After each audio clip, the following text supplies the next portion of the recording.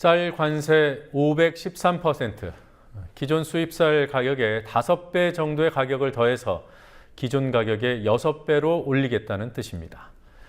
정부가 쌀 시장 개방을 선언하며 내놓은 유일한 대책입니다. 이 유일한 대책이 현실화될 경우 국산 쌀 경쟁력을 유지하는 데는 도움이 될 것으로 보이지만 숱한 협상 과정에서 언제 낮춰질지 모르는 말뿐인 대책이라는 한계를 안고 있습니다. 정부는 검증도 안 된 이 방안을 내일 세계무역기구 WTO에 통보한다는 입장이고, 야당은 형식적으로 열릴 뻔한 국회 상임위 현안 보고를 일단 내일로 연기시켰습니다. 김종훈 PD가 취재했습니다. 정부가 수입쌀의 513%의 관세를 매기겠다고 세계무역기구 WTO에 통보하기 하루 전인 오늘 국회 농림축산식품해양수산위원회가 열렸습니다. 국회 상황 때문에 본격 회의는 내일로 미뤄졌지만 잠시 열린 농해수위에서 야당 의원들은 관세 와율 발표와 WTO 통보가 국회와의 협의 없이 일방적으로 이뤄지고 있다고 비판했습니다. 쌀 관세와를 기정사실화 시켜놓고 계속 하루 전에 이틀 전에 일방적으로 발표하고 그 다음에 국회가 알고 이런 식으로 지금까지 진행되어 온 것에 대해서 적어도 쌀 산업에 대한 대책을 전부 우리 상임위원회에서 지금까지 논의했던 거 10만 원 올리고 뭐하고 전부 다 상임위원회에서 논의된 것입니다. 새로운 정책이 아니고. 정부는 지난 7월 18일 쌀의 관세와 즉 쌀 시장 개방을 결정한 후 2달 만인 지난 18일 수입쌀의 관세율을 513%로 확정 발표했습니다. 관세율 그 자체는 결코 나쁘지 않다는 게 전문가들의 평가입니다. 513%가 적용되면 80kg 기준의 쌀 가격은 미국산의 경우 현재 6만 3천 원에서 38만 8천 원, 중국산의 경우 8만 5천 원에서 52만 2천 원으로 오릅니다. 이 경우 17만 원 정도인 국내산 쌀이 가격 경쟁력에서 수입쌀에 결코 밀리지 않습니다. 하지만 전문가들은 정부의 발표를 의심하고 있습니다.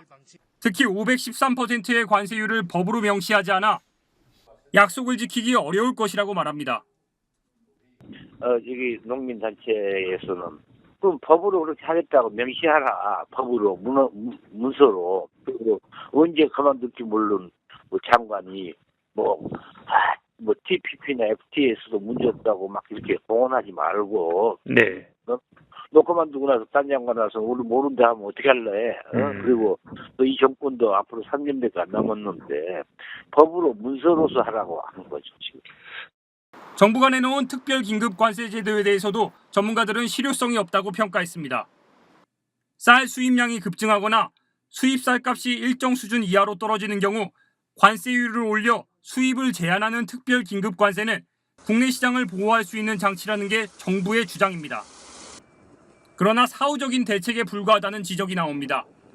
그거는 사실 실효성 있는 제도는 못 돼요. 왜냐하면 그 긴급 수입 제한 제도가 발동된다는 것 자체가 그 발동 요건이 이미 수입이 많이 되어가지고 가격이 떨어진 상황을 전제로 해요. 그런 상황이 발생을 해야지만 그 긴급 수입 제한 제도를 시행을 할 수 있죠. 발동시킬 수 있죠. 그러니까 이거는 이제 사전에 방지하는 대책이 아니고 사후에 이제 그 대책이고. 개방을 더 미루기 위해 쌀 의무 수입량을 조정하는 협상을 할 수 있었음에도 불구하고 정부가 지레 겁을 먹고 개방을 선언해버렸다는 비판도 계속되고 있습니다. 협상 담당자들 일반적 사고는 일단 미국이라든가 WTO와 협상에서 자꾸 거스르는 이야기를 하는 것은 부담스러워하는 것 같아요. 이걸 우리가 이제 협상을 할 때 때로는 좀 이렇게 과한 주장을 할 수 있는 거잖아요. 이런 거에 대해서 미리부터 포기하는 게 있더라고요. 농민단체들은 WTO 농업협정문 어디에도 유예기간이 끝나면 자동 관세화한다는 조항이 없다고 지적하고 있습니다.